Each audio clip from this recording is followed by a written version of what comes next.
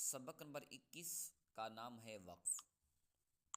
جی آگے ہے اردو جو لکھی ہوئی ہے، سب سے پہلی لائن میں لکھا ہوا ہے وقف۔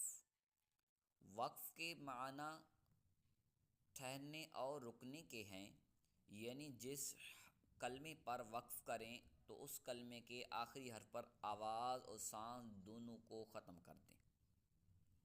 یعنی وقف جی کی تعریف یہ ہے کہ وقف کے معنی ٹھہرنے اور رکنے کے ہیں، یعنی جہاں پر وقف جی کیا جائے وہاں پر ٹھہرنا ہے اور رکنا ہے۔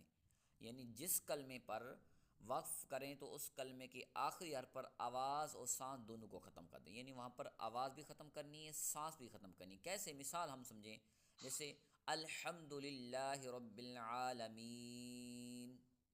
اب میں نے نون پر وقف کر دیا تو یہاں پر میری آواز بھی ختم ہو گئی، سانس بھی ختم ہو گئی، یعنی ٹھہر بھی گیا، رک بھی گیا اور